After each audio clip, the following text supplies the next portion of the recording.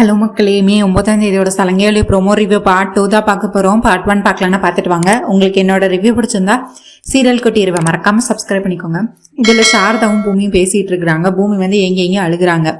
அதாவது எப்படி என்னை அவ்வளோ காதலிச்சு உங்கள் பையன் எப்படி இவ்வளோ மாறிட்டாங்க எனக்கு புரியலை அப்படின்னு சொல்லி இவங்க அழுதுட்டு இருக்கிறாங்க. அதுக்கும் நீ தாம்மா காரணம். நீ வந்து ஒரு வாட்டி இல்லை 3 வாட்டி அவனை வந்து கல்யாணம் பண்ணிக்கிறேன்னு சொல்லி ஏமாத்திருக்க. 3 வாட்டி ஏமாத்திட்டு அவன் இப்போ உண்மையில உன் கழுத்துல தாலி கட்டியிருக்கான். இதுவும் நீ போடுற நாடகம்னு அவன் நம்பிட்டு இருக்கிறாமா.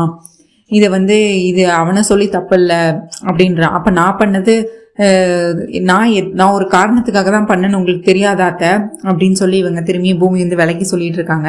சரி, நான் ஒருவேளை அந்த அப்புறவோட ஆளுன்னு அவங்க நினைச்சாங்கன்னா நான் இதுக்கு இப்போ கிருஷ்ணபிரசாத் மாமா உயிரை இப்போ எதுக்கு நான் காப்பாற்றணும், அதுவும் உங்க பையனுக்கே தெரியாம அவரை எதுக்கு ஒழிச்சு வைக்கணும், எனக்கு என்ன வேணும், எனக்கு என்ன தேவையா இதெல்லாம் அப்படின்னு சொல்லி இவங்க நான் அப்புறம் எதுக்கு கிருஷ்ணபிரசாத் மாமாவை இப்போ உயிரை போய் காப்பாற்றணும், நான் இவ்வளவும் பண்ணியிருக்கேன், அதெல்லாம் உங்க பையனுக்கு தெரியலையே அப்படின்னு சொல்லி இவங்க வந்து திரும்ப இதெல்லாம் சொல்லிட்டு இருக்கிறாங்க. உடனே அதுக்கடுத்து சாரதா வந்து சொல்றாங்க, எல்லாத்துக்குமே காலம் தான் பூமி பதில் சொல்லும், நீ எதுக்கும் கவலைப்படாத, எல்லாத்தையும் ககன் வந்து சீக்கிரமே புரிஞ்சுப்பான், இந்த காலம் உங்க 2 பேர்த்தையும் ஒன்று சேர்க்கும், காலம் எல்லாத்தையும் மாற்றும் அப்படின்னு சொல்றாங்க. அது நானும் அந்த காலத்தை தான் நம்புறேன். திரும்பியும் உங்க பையன் என்னை காதலிச்ச மாதிரி திரும்பியும் அவருக்கு என் மேல நம்பிக்கை வந்து என் மேல அவர் அன்பா இருக்கணும், உயிரா இருக்கணும் அப்படின்னு நினைக்கிறேன் அப்படின்னு சொல்றாங்க. இந்த நேரத்துல ஃபோன் கிளிங்னு அடிக்குது. உடனே போய் பூமி எடுக்கிறாங்க. யாருன்னு பார்த்தா நம்ம ரொம்ப நாள் எதிர்பார்த்துட்டு இருந்த அந்த கேமரா ஒரு வழியா இப்போ ரெடி ஆயிடுச்சு. உடனே அந்த கேமரா கடைக்காரராக ஃபோன் பண்ணுறாரு பூமிக்கு, கேமரா ரெடி ஆயிடுச்சு மேடம், சாரி மேடம் நீங்கள் வந்துருந்தீங்கன்னு சொன்னாங்க, இப்போ தான் கடை ஓப்பன் பண்ணோம், நீங்கள் வந்து வாங்கிக்கிறீங்களா அப்படின்னு கேட்குறாங்க. உடனே பூமிக்கு தலைகால் புரியலை. அப்படியா, கேமரா ரெடி ஆயிடுச்சு அப்படின்னு சொல்லிட்டு சரி நான் நீங்கள் அங்கேயே வச்சுருங்க, நான் வந்து வாங்கிக்கிறேன் அப்படின்னு சொல்லிட்டு கட் பண்ணிடுறாங்க. கட் பண்ணிட்டு அந்த காலம் எனக்கு சீக்கிரமே பதில் சொல்லிருச்சு, கேமரா ரெடி ஆயிடுச்சு, அந்த இன்னையோட அந்த அபூர்வாக்கு முடிவு காலம், இன்னையோட அவள் காலம் முடிஞ்சிருச்சு, இதுக்கப்புறம் அந்த அபூர்வா வீட்டில் அந்த வீட்டு ராஜ்யம் கிடையாது, அப்பா கிட்ட நான் இல்லை உண்மையாக அந்த வீடியோ ஆதாரத்தை எல்லாத்தையும் காட்ட போகிறேன், இன்னைக்கு அபூர்வாக்கு ஒரு முடிவு கட்ட போகிறேன் அப்படின்னு நினச்சிட்டு சந்தோஷமாக இருக்கிறாங்க. அது மட்டும் நடந்தால் ரொம்ப சந்தோஷம் பூமி அப்படின்னு சொல்லிட்டு கடவுளுக்கு தான் நன்றி சொல்லணும்னு சொல்லிட்டு சாரதா சொல்லிட்டு இருக்காங்க. சரிங்க, நான் உடனே போய் நான் அந்த கேமராவை போய் வாங்கிட்டு வரேன், அப்பவும் போய் பார்க்கணும் அப்படின்னு சொல்லி இவங்க வந்து உடனே கிளம்பி போகிறாங்க. இங்கே பார்த்தா சரச்சந்திரா வந்து ஸ்ட்ரக்சரில் வந்து இழுத்துட்டு வராங்க, ஹாஸ்பிட்டலுக்கு உள்ளே கொண்டு வராங்க. உள்ளே கொண்டு வந்து பார்த்து அப்புறம் வந்து எங்கெங்கே அழுதுகிட்டே இருக்கிறாங்க. உடனே டாக்டர் கிட்ட சொல்கிறாங்க, இந்த மாதிரி அவர் விஷம் சாப்பிட்டாரு, நீங்கள் ஏதாவது பண்ணுங்க அப்படின்னு சொல்லி வெளியே அழுகிறாங்க. அபூர்வா வந்து எவ்வளவுதான் வில்லியாக இருந்தாலும் எவ்வளோ மோசமானவங்களா இருந்தாங்களோ, ஆனால் அவங்க சரச்சந்திரா மேலே வச்சிருக்க காதல் வந்து உண்மையானது தான். அவங்க சரச்சந்திராக்காக என்ன வேணால் பண்ணுவாங்க. இப்போ சரச்சந்திராவே அவரோட உயிரை வந்து இப்படி பண்ணுவாருன்னு அவங்க நினைக்கவே இல்லை. அதெல்லாம் அவங்களால ஏற்றுக்கவே முடியல. எங்கெங்கே அழுகிறாங்க. அதுக்கடுத்து மருதாணி இலை கிட்ட சொல்லி அழுகிறாங்க. ஐசியூவே எட்டி பார்த்துக்கிட்டு இருக்கிறாங்க. உள்ளே வந்து சரச்சந்திராக்கு ட்ரீட்மெண்ட் போயிட்டுருக்கு. அவர் வந்து இவங்க டாக்டர்ஸ் எல்லாம் சேர்ந்து அவங்க சாப்பிட்ட விஷத்தை எடுக்கணும்னு சொல்லிட்டு வாமிட் மூலயமா அப்படி தண்ணி கொடுத்து அது மாதிரி எடுத்துட்டு அவங்கள அங்கே டேக் கேர் பண்ணிட்டு இருக்கிறாங்க. சரச்சந்திரா வந்து டாக்டர்ஸ் எல்லாம் உள்ள நல்லா பார்த்துட்டு இருக்கிறாங்க. உடனே அபூர்வா வந்து வெளியே இருந்து ஐசியூ வெளியே இருந்து அழுதுட்டு இருக்கிறாங்க. ஒரு வாட்டி இந்த மாதிரி முடிவெடுக்க போறேன்னு எனக்கு ஒரு வாட்டி கால் பண்ணியிருந்தா நான் இதெல்லாம் தடுத்து நிறுத்தியிருப்பேனே, நான் ஏதாச்சும் பண்ணியிருந்தேன், நான் உங்களை காப்பாற்றிருப்பேனே, இதுக்கு என்கிட்ட சொல்லாமல் இப்படி ஒரு முடிவு எடுத்தீங்க அப்படின்னு சொல்லி இவங்க அழுதுட்டு இருக்கிறாங்க. உடனே மருதாணியில் இந்த நேரத்தில் வாயை வச்சுட்டு சும்மா இல்லாமல் பழையசை நினச்சி பார்க்குறாங்க. இவங்க தானே அந்த சரச்சந்திராவை தள்ளி கொல்ல பார்த்தாங்க, அது வந்து எதர்ச்சியாக நடந்தது தான். இவங்க சண்டை நடக்கும்போது தள்ளி விட்டுருப்பாங்க. அதை கொலை நீ தானம்மா அன்னைக்கு கொலை பண்ண பார்த்த, ஒருவேளை அன்னைக்கே செத்துருந்தா நீ இன்னைக்கு இப்படி அழுதுட்டுலாம் இருக்க மாட்டலாமா அப்படின்னா, என்னம்மா அன்னைக்கு நீயே கொல்ல பார்த்துட்டு இன்னைக்கு இவ்வளோ ஆக்டிங்க போடுற அப்படின்னு சொல்லி நடிக்கிற அப்படின்னு சொல்கிறாங்க. உடனே பலார்னு விடுறாங்க. அபூர்வா வந்து பலார்னு அடி வைக்கிறாங்க இவங்களுக்கு மருதாணி இலைக்கு. என்ன சித்தி பேசிகிட்டு இருக்கிற, இங்கே பாரு, நான் அந்த சோபா சந்திராவை கொண்டு வந்து என் மாமா என்கிட்ட இருந்து பிரிச்சாங்கிறதுக்காண்டி தான். இப்பவும் வந்து என் மாமாவுக்கு உண்மை தெரியக்கூடாதுதான் அந்த எஸ்ஐயோ நான் கொன்னேன். எனக்கு என் மாமா தான் உயிர், எனக்கு என் மாமா உயிரை என் கூட பத்திரமா இருக்கணும், என் கூட சந்தோஷமா இருக்கணும், அதுக்காக நான் என்ன வேணா பண்ணுவேன், அதுக்காக என் மாமா உயிரே நான் எடுப்பேனா அப்படின்னு சொல்லி அவங்க பேசிட்டு இருக்கிறாங்க. உடனே அதுக்கடுத்து என்னம்மா இப்படிலாம் பேசுற நீ அப்படின்னு சொல்லி திரும்பி அவங்க வந்து அபூர்வாக்கு அப்போசா பேசிட்டு இருக்காங்க. திருப்பியும் பலார்னு ஒரு அடி. உடனே இப்படி அடி விழுந்துக்கிட்டே இருக்குது அது மருதாணி இலைக்கு. உடனே அதுக்கடுத்து ஐயோ இவகிட்ட கொஞ்சம் ஜாக்கிரதையாக தான் இருக்கணும்னு சொல்லிட்டு மருதாணி இலை வந்து நினச்சிட்டு இருக்கிறாங்க. உடனே அதுக்கடுத்து அவங்க ஏங்கி அழுதுகிட்டே இருக்கிறாங்க, சரச்சந்திராக்கு இப்படி ஆயிடுச்சு அப்படின்னு சொல்லி. அதுக்கடுத்து சரிம்மா நீ கவலைப்படாதம்மா, அதான் டாக்டர் பார்க்குறாங்கல்ல, சீக்கிரமே காப்பாற்றிடுவாங்கம்மா மாப்பிள்ளைய, நீ எதுக்கும் கவலைப்படாத, அழுகாது அப்படின்னு சொல்லி இவங்க வந்து ஆறுதல் சொல்லிட்டு இருக்கிறாங்க. உடனே அப்புறம் வந்து ஒரு செகண்ட் நினச்சி பார்க்குறாங்க, ஐயோ நான் உன் மேலே இருக்கிற அக்கறையில் தாம்மா சொல்கிறேன், நீ மாப்பிள்ளை மேலே இவ்வளோ காதல் வச்சிருக்கா அப்படின்னு சொல்லி இப்போ வந்து அப்படியே பிளேட்டை வந்து திருப்பி போட்டுடுறாங்க மருதாணியில். அதுக்கடுத்து இங்கே சரச்சந்திராவுக்கு வந்து இவங்க ஒரு வழியாக அவங்க விஷயத்தை ஃபுல்லாக டாக்டர் எடுத்துட்டாங்க. இங்கே சரி அப்போ தான் குளிச்சுட்டு வராரு. குளிச்சுட்டு வந்துட்டு துண்டை கட்டிட்டு வந்துட்டு நிற்கிறாரு. வந்துட்டு அப்போ தான் நட்சத்திரா ரூமுக்குள்ளே வராங்க. நட்சத்திரா வந்து எனக்கு வந்து தொடச்சி விடு அப்படின்னு சொல்லிட்டு தோத்தி விடு அப்படின்னு சொல்கிறாங்க. உடனே அதுக்கடுத்து நான் யாருன்னு தெரியுதுல்ல, நான் உனக்கு தாலி கட்டின புருஷன், நீ தான் எனக்கு இதெல்லாம் பண்ணணும் அப்படின்னு சொல்லிட்டு இவர் வந்து இந்த மாதிரி அதிகாரம் பண்ணுற மாதிரி பண்ணிட்டு இருக்கிறாரு. உடனே நட்சத்திரா கையில் ஃபோன் இருக்கு, அவங்க ஃபுல்லாத்தையும் ரெக்கார்ட் பண்ணுறாங்க. உடனே ரெக்கார்ட் பண்ணிட்டு இங்கே பாரு நீ எனக்கு அடிமை அந்த மாதிரி இவர் சும்மா சொல்லிட்டு இருக்கிறாரு, சும்மா வாய்க்கு வந்ததெல்லாம் சரி பாட்டு சொல்லிட்டு இருக்கிறாரு. உடனே நட்சத்திரா வந்து இது அவ்வளோத்தையும் ரெக்கார்ட் பண்ணிடுறாங்க. ரெக்கார்ட் பண்ணிட்டு டேய் சரி, இது நீ எனக்கு வாழ்க்கை கொடுத்துருக்கியா, இது நான் உனக்கு பணிவிடெல்லாம் செய்யணுமா, எனக்கு என்ன தலையெழுத்தா, இப்படிலாம் நீ பேசிக்கிட்டு தானே நான் என் அப்பா கிட்ட சொல்லிடுவேன் சரி அப்படின்னு சொல்லிட்டு மிரட்டுறாங்க. அவங்க ரெக்கார்டு தான் பண்ணிட்டு இருக்கிறாங்க இன்னும். உடனே எனக்கு என்ன உங்க அப்பா என்ன பெரிய ஆளா, நான் என்ன உன் அப்பாவுக்கு பயப்படணுமா, உன் அப்பான்னா நான் உன் அப்பா பேரை சொன்னா நான் உன்னை பயந்துடணுமா, அந்த சீன்லாம் இனிமேல் இங்கே இல்லைம்மா அப்படின்னு சொல்லிட்டு இவர் பாட்டு பேசிட்டு இருக்கிறாரு. உடனே அதுக்கடுத்து சரி நீ என்ன நினைச்சிட்டு இருக்க, நான் இப்போ என் அப்பா கிட்ட சொல்றேன், இது நான் அவ்வளோத்தையும் ரெக்கார்ட் கூட பண்ணி வச்சிருக்கேன், இதை என் அப்பா கிட்ட காட்டி உன்னை இந்த வீட்டை விட்டு இல்லை இந்த உலகத்தை விட்டு நான் உன்னை அனுப்புறேன் இல்லையா பாரு அப்படின்னு சொல்லிட்டு இவங்க வந்து சண்டை போட்டுட்டு இருக்கிறாங்க. உடனே சரி இப்போ சொல்லிக்கோ எனக்கு என்ன அப்படின்னு சொல்லிட்டு இவர் பாட்டு ரூம்ல இருக்கிறாரு. அதுக்கடுத்து இவங்க ஓடி போய் சரச்சந்திரா கிட்ட சொல்லலான்னு போறாங்க. திரும்பி அதே மாதிரி சரச்சந்திர சேர்ல வந்து சரி சரச்சந்திர மாதிரியே வேஷத்தை போட்டு வந்து உட்காந்துருக்காரு. உட்காந்துட்டு பேக் சைட் கட்டிட்டு இருக்காரு. சேரோட பேக் சைட்டை பார்த்துட்டு, அப்பா அந்த செரி இருக்கான்லப்பா என்னை ரொம்ப அடிமை மாதிரி ட்ரீட் பண்றான்ப்பா, என்னை ரொம்ப கஷ்டப்படுத்துறான், இங்க பாருங்க நான் வீடியோ கூட எடுத்து வச்சிருக்கேன்னு சொல்லிட்டு வீடியோ கொடுக்குறாங்க. உடனே கை மட்டும் தான் தெரியுது, செரியோட கையை. அவர் வந்து சரச்சந்திரோட வாட்செல்லாம் போட்டுட்டு சரச்சந்திர மாதிரி உட்காந்துருக்காரு. ஃபோனை வாங்கிட்டு ஃபுல்லாத்தையும் டெலிட் பண்ணிடுறாரு. எல்லாத்தையும் வாங்கி டெலிட் பண்ணிட்டு, இங்கே பாரு அவன் உன்னோட புருஷன், உனக்கு தாலி கட்டின புருஷன், அவன் என்ன சொன்னாலும் நீ அதை தான் கேட்கணும், உனக்கு புரியுதா அப்படின்னு சொல்றாங்க. டாடி நீங்க என்ன இப்போ எப்போ பார்த்தாலும் செரிக்கு சப்போர்ட் பண்ணிட்டு இருக்கிறீங்க, நீங்க என்ன செரிக்கு சாதகமா பேசிட்டு இருக்கிறீங்க, அவன் அப்ப என்ன கொடுமைனாலும் பண்ணலாமா அப்படின்னு கேட்டுட்டு இருக்கிறாங்க. இங்க பாரு அவன் உன்னோட புருஷன், அவன் சொல்றதுல கேட்கறதுல உனக்கு என்ன பிரச்சனை அப்படின்னு சொல்லி அனுப்புறாங்க. உடனே ஃபோனை வாங்கிட்டு வந்துடுறாங்க. உடனே ரூமுக்குள்ள வராங்க. திரும்பியும் சரி உடனே எகிரி குதிச்சு திரும்ப வந்துடுறாரு ரூமுக்கு. வந்துட்டு என்ன உன் அப்பா கிட்ட சொன்னியா, உன் அப்பா என்ன சொன்னாரு அப்படின்னு சொல்லிட்டு சரி கேட்குறாரு. அவர் தான் போய் அங்கே பேசினது சரச்சந்திரா மாதிரி என்ன நடிக்கிறாரு. உடனே நடிச்சுட்டு தோத்து விடுறாங்க. இப்போ வந்துட்டு கேமரா வந்து இவங்க ஆஃபீஸ் கேமரா வாங்குறக்காண்டி அந்த கடைக்கு வந்துட்டாங்க. பூமி வந்து பார்த்தா வந்துட்டு கேமரா என்ன சார் ஓப்பன் ஆகுதா, வீடியோலாம் எதுவும் டெலீட் ஆகல அப்படின்னு சொல்லிட்டு எல்லாத்தையும் விசாரிச்சுட்டு இருக்கிறாங்க. மேடம் நான் எல்லாத்தையும் ரெடி பண்ணிட்டேன், இதுக்கு மொத்தம் 17,000 ரூபாய் ஆச்சு அப்படின்னு சொல்றாங்க. நான் 20,000 கொடுக்குறேன் அப்படின்னு சொல்லிட்டு இதுதான் அந்த சிப்புன்னு சொல்லிட்டு ஒரு சிம் கார்டு மாதிரி ஒன்று காட்டுறாங்க. இதுல தான் அந்த எல்லா வீடியோவும் இருக்கு, எந்த வீடியோவும் அழிஞ்சு போகல, எல்லாமே பத்திரமா அந்த வீடியோல இருக்கு அப்படின்னு சொல்லி காட்டுறாங்க. இதுதான் ரொம்ப முக்கியம் மேடம் அப்படின்னு சொல்லி அந்த சிப்பை வந்து காட்டுறாங்க. உடனே அதையும் கேமரால போட்டு இவங்க ஆன் பண்ணி பாக்குறாங்க. உடனே வீடியோ ஃபுல்லா ரன் ஆகுது. அப்பாடா பூமிக்கு இப்பதான் உயிரை வருது, இதை இனிமேல் என் அப்பா கிட்ட காட்டிடுவேன், எனக்கு எந்த பிரச்சனையும் இல்லைன்னு சொல்லிட்டு 20,000 அவங்களுக்கு அனுப்புறாங்க. அனுப்பிட்டு ஆட்டோல ஏறுறாங்க. ஏடி வந்து காட்டலாம் அப்படின்னு சொல்லிட்டு ஆட்டோல வந்துகிட்டு இருக்காங்க. வரும்போது வீடியோவை தான் ஃபுல்லா பாக்குறாங்க. பூமி வீடியோ ஃபுல்லாக பார்த்து இதை எப்படி நான் என் அப்பா கிட்ட காட்டி அந்த அபூர்வாக்கு இன்னையோட முடிவு கட்டுறேன் அப்படின்னு சொல்லி இவங்க வந்துட்டு இருக்கிறாங்க. இங்கே பார்த்தா அபூர்வா வந்து இங்கே பயந்துக்கிட்டே இருக்கிறாங்க.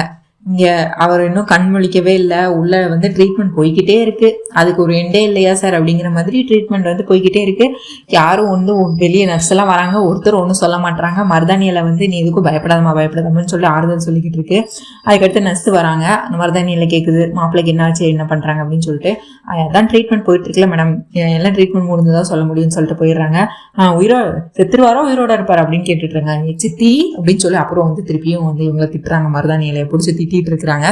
உடனே அதுக்கடுத்து ஐயோ அம்மா என்னை அடிச்சிடாதம்மா, எனக்கு வலிக்குது, கண்ணெல்லாம் வலிக்குது, திரும்ப அடியெல்லாம் வாங்க முடியாதுமா, நான் மாப்பிள்ளை நல்லா இருக்காடான்னு கேட்டேன், வேற எதுவும் கேட்கல அப்படின்னு சொல்லி பிளேட்டை மாட்டி விட்டுறாங்க. உடனே இவங்க எங்க அழுதுட்டே இருக்கிறாங்க. சரச்சந்திரா இன்னும் கண்ணு முழிச்ச படம் இல்லை. இங்க இவங்க வீட்டுல பார்த்தா மீராவும் அவங்க கேபியோட அம்மாவும் பேசிட்டு இருக்கிறாங்க. மீராவுக்கு வந்து ரொம்பவே கோவம் வருது, சண்டை போடுறாங்க.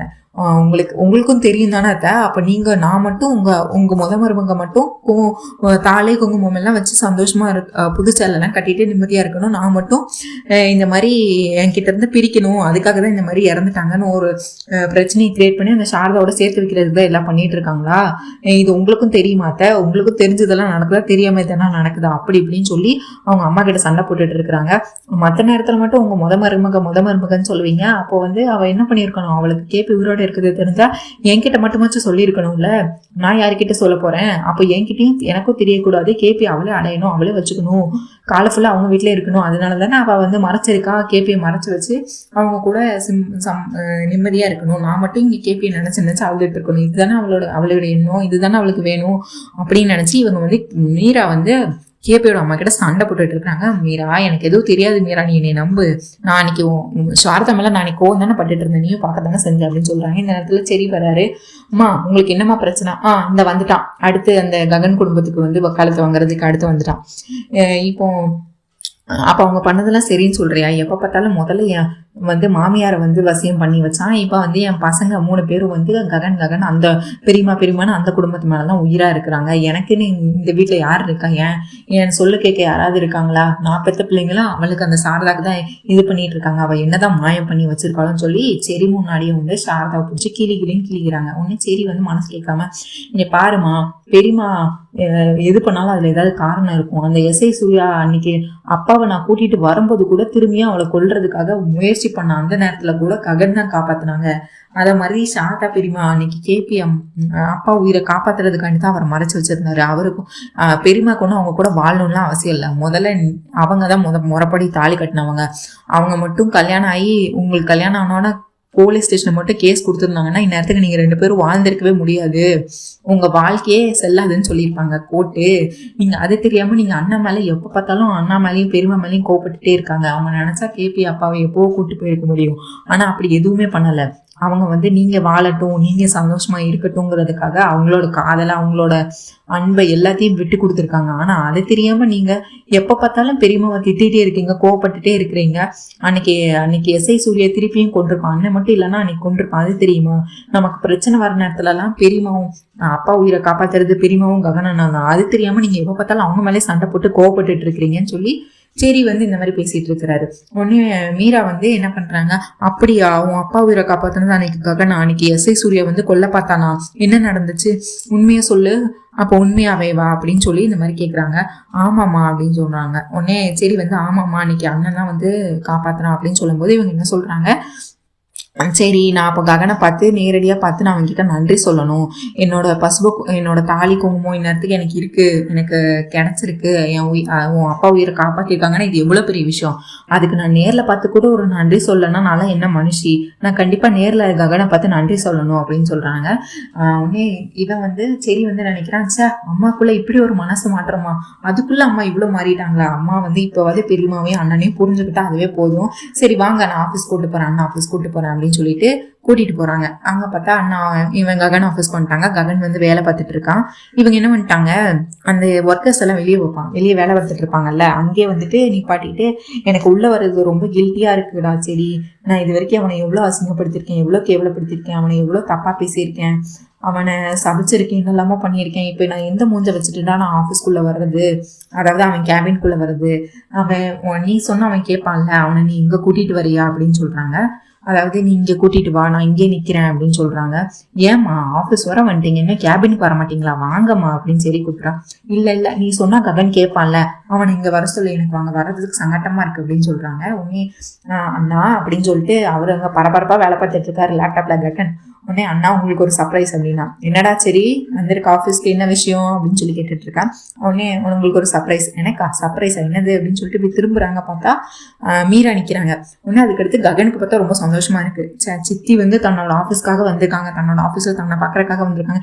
டே ஏன்டா அங்கேயே நிற்க விட்ட, கேபின்குள்ளே கூட்டிகிட்டு வர வேண்டியதானே அப்படின்னு சொல்லி நானும் எவ்வளவோ சொல்லி பார்த்துட்டேன். அம்மாவுக்கு ரொம்ப கில்ட்டியாக இருக்கான், உங்களுக்கு பண்ண பாவங்கள் எல்லாத்தையும் நினச்சி பார்த்து ரொம்ப வருத்தப்படுறாங்க, உங்ககிட்ட பேசணும் சொன்னாங்கலாம் கூட்டிகிட்டு வந்தேன் அப்படின்னு சொல்கிறாங்க.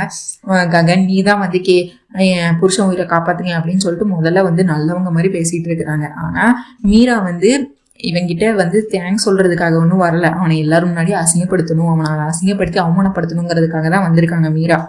வந்து முதல்ல ஒன்று இவங்க வந்து அந்த சித்தி வாங்க, நீங்க எங்கே நிற்கிறீங்க, கேபின்குள்ளே வந்திருக்கலாம்ல, முதல்ல அவங்களுக்கு காஃபி எதாவது எடுத்துகிட்டு வா, ஜூஸ் எதாவது எடுத்துகிட்டு வா அப்படின்னு சொல்லி அந்த வார்ட் பாய் கிட்டலாம் சொல்லிக்கிட்டு இருக்கிறாங்க.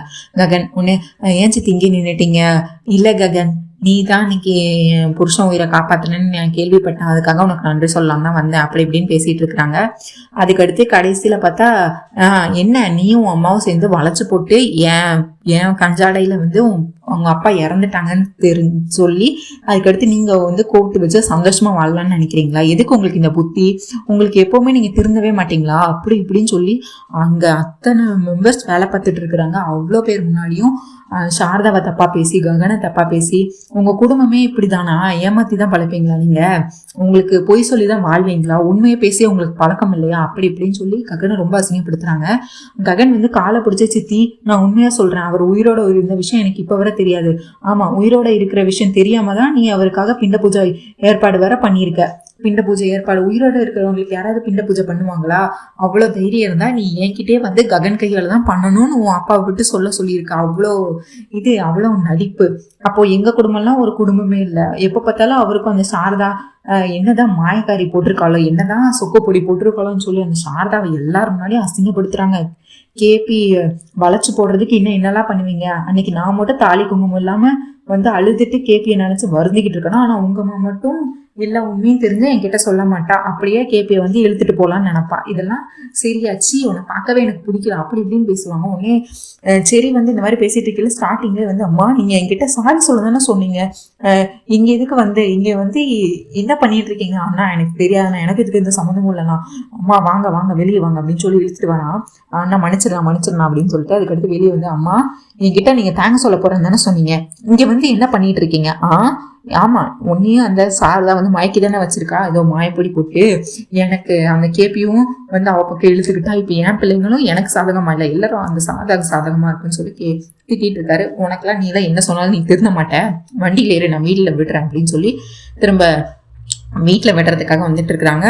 பூமி பார்த்தா சரச்சந்திரவை பார்க்க போல, கேமராவை ஆதாரத்தை எடுத்துட்டு ககனை பார்க்க வர்றாரு. ககன் ஆல்ரெடி டிப்ரெஷத்தின் உச்சத்துல இருக்கிறாரு. இப்போ ஆஃபீஸ் ஸ்டாஃப் முன்னாடியெல்லாம் வந்து மீரா வந்து இப்படி அசிங்கப்படுத்தி எல்லாம் பண்ணிட்டாங்க. இப்போ கேமராவை காட்டுறதுக்காண்டி வராங்க.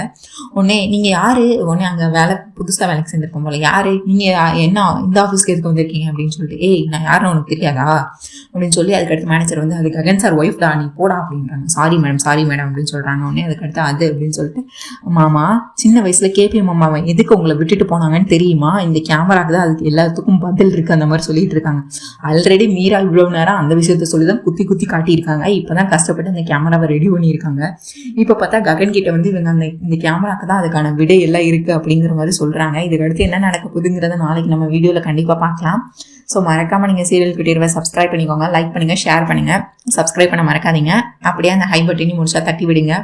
நீங்க வந்து அந்த கேமரா வந்து இப்போ யார் முதல்ல பாப்பா நீங்க நினைக்கிறீங்க? சரச்சந்திரா முதல்ல பாப்பாரா இல்ல ககன் முதல்ல பாப்பாரா அப்படின்னு சொல்லிட்டு நீங்க கண்டிப்பா கமெண்ட்ஸ்ல சொல்லுங்க. தேங்க்யூ மக்களே, நன்றி, நாளை சந்திக்கிறேன். Bye bye.